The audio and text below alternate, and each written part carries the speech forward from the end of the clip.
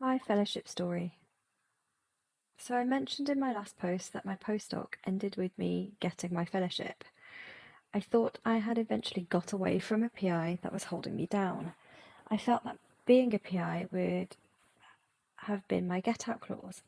When I formally started my new contract, I went out excitedly, spending all my consumables money that I had to start to piece what would then become my formal lab space.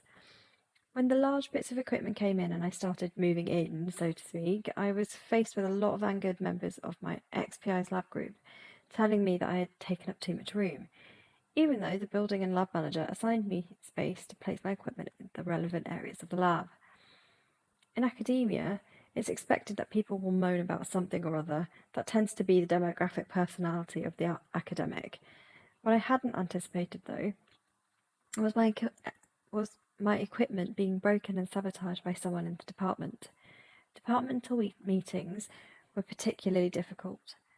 My team were often given a hard time by the senior academics, more so than the average grilling that they're accustomed to. It quickly became well known in the department that this particular academic didn't like me and had no qualms letting people know about how they felt. This was very unprofessional of them, considering I had kept everything to myself, bar telling my then boyfriend, otherwise I doubt I would still be around. Other issues that began were rumours being spread that I was demanding office space for myself. I only became aware of this when someone who came back from their parental leave, who had been away for the best part of a year, told me I was known to be a diva in the department.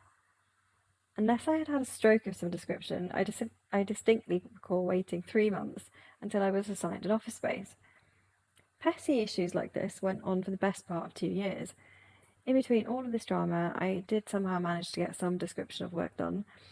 It was surprising that I managed to publish, go to conferences, teach, and build a network of collaborators. Eventually, the collaborators decided that I should find other people to work with because my ex-PI in the department was working with them too, and they couldn't ruin their relationship with that ex-PI. This was pretty disappointing, given that I was giving these collaborators a huge boost to their CVs. They chose to include my just under £1 million grant on their CVs, even though they hadn't provided any input other than they would be a part of it if I got awarded the fellowship.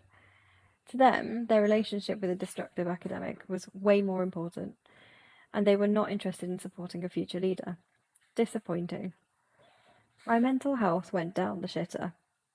As all academics, your job and projects are everything, and so they take a very strong toll on your confidence and mind when, no matter how hard you're trying, you're being faced with blockade after blockade.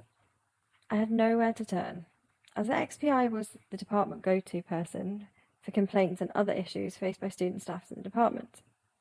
By this point, I had decided I was leaving academia for good, but not until I gave the XPI a hard time for acting like such a monster. I finally submitted a bullying and harassment complaint at HR against the XPI. Gave them all emails, photos, and name dropped all the people who were all happy to tell me things that this XPI had said about me and what was said. I mean, why was this PI so comfortable telling them things against me? Why were they okay to listen to it? And why did they tell me? This was the 6-month rule. I was moved to a different department because I was seen as a troublemaker, although my lab was still in the same department, but I didn't have to interact with that particular academic anymore. The university obviously pulled rank, got together and said that after their extensive investigations, it was all a case of misunderstanding and miscommunication, rather than bullying and harassment, and that no further action would be taken. The XPI was given a promotion. 6 months later, I was still in the same situation I had been earlier. What I then decided to do was basically get back to the department where it hurts the most, financially. I overspent on my grant by tens of thousands of pounds on specialist items and extending my contract for as long as possible, while doing no work for them at all. I stopped teaching, etc., which meant they had to cover the costs that went over from the annual budgets and find alternative chubs and staff who were willing to take on my extra teaching duties for free. This was particularly funny for me because they had intended to use the leftover grant money that didn't get spent before the deadline on staff contract extensions inside the department. I destroyed the lab equipment that I built in the department that the XPI had intended to use for another member of the ex-PI staff so that they could use it after I left, so that they could further their career. By this stage, I had 2 other jobs that I was getting paid full time for, as well as this shitty drudge of an academic post. I didn't tell the HR department that I had 2 other jobs because the least they could do was give me my redundancy pay for all the hardship I had endured. I wasn't about to tell them that I had other jobs. I just insisted on being as disruptive to them as feasible. The contract at the university came to a silent close. I got my redundancy pay and I continued working my 2 other jobs, getting a pretty good sum of money coming into my bank account every month. Now, I was a particularly disruptive employee by the time I got to the end of this contract.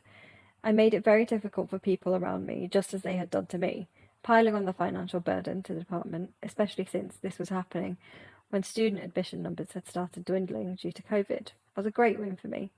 By no way am I saying that you should do this too. The entire point of this is to tell you that this shit happens all the time and to not take this level of bullshit that I did. It's not the end of the world if you have to leave academia. You can get out and get your way. You will have to burn bridges though, so you have to be sure that you're 100% done with academia. If you're the kind of person that I am and require the final upper hand, especially when you've been treated like shit for so long, don't let some archaic organisation let you think otherwise. This is my backstory. Done with it now. Done with academia. Moving on. Love and laissez-faire.